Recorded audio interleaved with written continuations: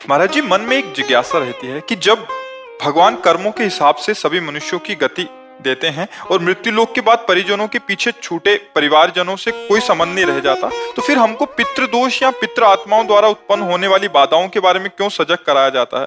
महाराज जी, इस शंका का ये जीवित की बात कर रहे हो ना? जी, जीवित की बात कर रहे हो। ये हमारी भावना की शुद्धि के लिए है।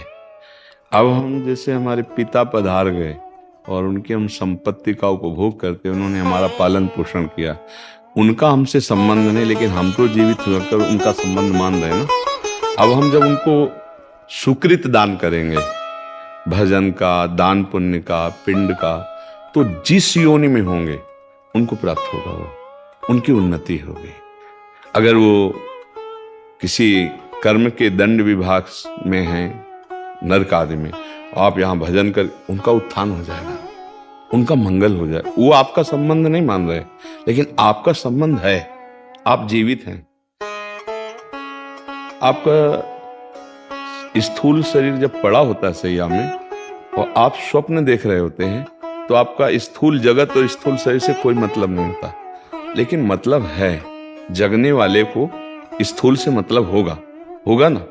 ऐसे ही जब शरीर छूटता है तो इस स्थूल जगत का उसका संबंध विस्मृत हो जाता है, लेकिन आपका जागृत है, तो आप उसका कल्याण कर सकते हैं, क्योंकि वो आपका पिता रहा है।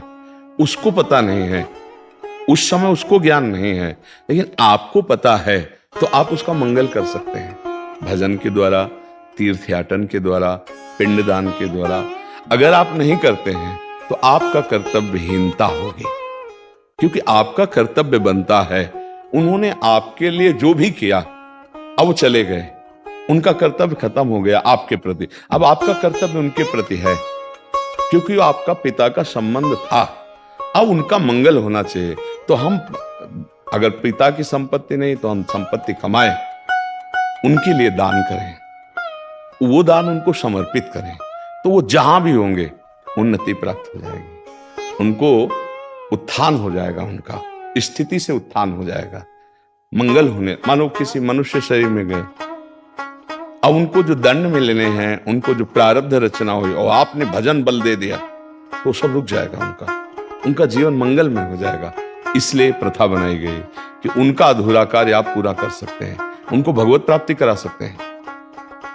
आप जब भजन करके भगवत प्राप्त होंगे, संकल्प करेंगे, तो बोले 21 पीढ़ियां तर जाती हैं, 14 आगे की और 7 पीढ़ी की, तो वो तो पिता, उनको तो परम पद मिल ही जाएगा। उनको स्मृति नहीं है, आपको स्मृति है। अगर समझाए कि स्मृति क्यों नहीं रहती, तो जैसे आप स्वप्न में होते हैं, तो आपको जागृत शरीर की स्मृति नहीं रहती कि वस्तुतः मेरे शरीर को सुंदर सैया पर सुलाया गया है, मैं एक स्वप्न देख रहा हूं, ऐसा बोध नहीं होता। स्वप्न सत्य होता है और ये स्थूल शरीर का विस्मरण होता है, समझ रहे ना। ऐसे ही वो जिस लोक में गए हैं, तो आपका विस्मरण हो चुका है, आपका कोई संबंध उनकी स्मृति में नहीं है।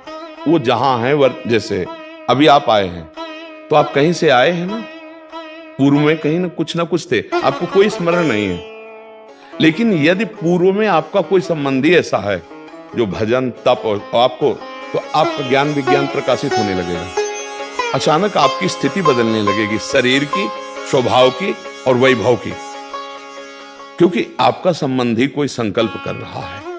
इसीलिए जब कोई भगवान का भक्त पैदा होता है, तो जो पितर अन्य लोकों में होते हैं, उनका परम मंगल होना निश्चित हो जाता है, तो वो कुल धन्य माना जाता है। तो धन्य हो गया, सो कुल धन्य उमा सुन जगत पूज्य सुपनीत, क्योंकि सतरत सा लोकांतर्यत। अब उस कुल में पैदा हुआ, वो चाहे नरक में पितर हो, चाहे स्वर्ग में हो, दोनों बंधन युक्त हैं। एक सुखास्पद है, एक दुखास्पद है, लेकिन दोनों से पतन होता है, दोनों गिरते हैं, नरक भोग कराते हैं, स्वर्ग भोग कराते हैं। लेकिन भजन बल वो उनको परमार्थ की स्थिति, परम पद प्रदान कर सकता है। अब पुत्र अपने पिता माता की क्या, पीछे की पीढ़ियों को, पितामह आदि को भी परम पद प्रदान कर सकता है। तो ये बात है, उनको हमारा संबंध खत्म हो चुका है, हमारा कर्तव्य उनके संबंध का निर्वाह करना है।